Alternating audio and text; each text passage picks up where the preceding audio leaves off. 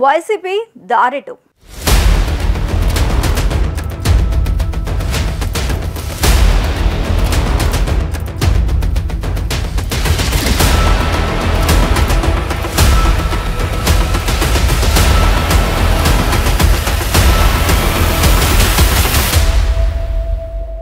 రాజకీయాల్లో శాశ్వత శత్రువులు శాశ్వత మిత్రులు ఉండరనేది నానుడి. పరిస్థితులకు తగ్గట్టుగా నడుచుకునే క్రమంలో గత వైరాలు మర్చిపోయి కలిసిపోయి పనిచేయడం కూడా రాజకీయ పార్టీలకు నేతలకు అలవాటే. ప్రస్తుతం ఆంధ్రప్రదేశ్లో ఘోర పరాజయాన్ని చవిచూసిన వైఎస్ఆర్ కాంగ్రెస్ పార్టీ ఇప్పుడు ఇండియా కూటమితో జత కట్టడానికి సిద్ధంగా ఉంది. కాంగ్రెస్ పార్లమెంటరీ పార్టీ సర్వసభ్య సమావేశం భేటీ కానుంది. ప్రధానంగా వైసీపీ విషయంలో అనుసరించాల్సిన వ్యూహంపై చర్చించనున్నారు. నాడు కాంగ్రెస్ పార్టీని బలహీనపరిచి వైసీపీని ఏర్పాటు చేసిన జగన్ దాదాపుగా కాంగ్రెస్ నాయకులందరినీ తన పార్టీలోకి తీసుకెళ్లిపోయారనే చెప్పాలి. కాంగ్రెస్ బలాన్ని తన వైపు లాక్కోవడంలో జగన్ సక్సెస్ అయ్యారు కూడా. అప్పటి నుంచి కాంగ్రెస్కు విరోధిగానే వ్యవహరించారు. కాంగ్రెస్ పెద్ద శత్రువు అయిన బీజేపీతో జతకట్టారు.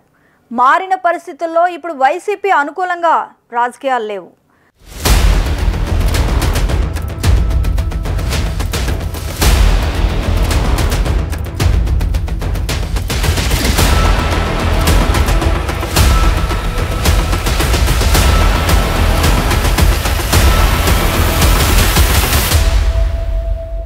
ఇంతకాలం స్నేహాస్తం అందించిన బీజేపీ ఇప్పుడు టీడీపీతో జతకట్టింది. కేంద్రంలో టీడీపీ బలంగా మారింది. ఇటువంటి సందర్భంలో జగన్ ఎన్డీఏకు వ్యతిరేకంగా ఏర్పడ్డారు. మొన్న ఢిల్లీలో జంతర్ మంతర్ వద్ద రాష్ట్రంలో క్షీణించిన శాంతి భద్రతలపై ధర్నా కూడా చేశారు. ఎన్డీఏకి వ్యతిరేక పార్టీలన్నీ ధర్నాకు మద్దతు కూడా తెలిపాయి. ఇండియా కూటమిలోకి రావాలని వారు ఆహ్వానించారు కూడా. ఓటమికి నాయకత్వం వహిస్తున్న కాంగ్రెస్ పార్టీ మాత్రం హాజరు కాలేదు. అయితే సహజంగానే కాంగ్రెస్ పార్టీపై ఒత్తిడి పెరిగింది. వైసీపీని ఇండియా కూటమిలో చేర్చుకోవాలని అవి కోరినట్లుగా కూడా తెలుస్తోంది. ఈ నేపథ్యంలోనే కాంగ్రెస్ పార్లమెంటరీ బోర్డు సమావేశం ఏర్పాటు చేసుకుంది. వైసీపీ విషయంలో కాంగ్రెస్ సానుకూల నిర్ణయం తీసుకుంటే ఏపీ రాజకీయాల్లో పెను మార్పులు సంభవించే అవకాశం కూడా ఉంది. నిరంతర వార్తా శ్రవంతి కొరకు వీక్షిస్తూనే ఉండండి మా VST న్యూస్.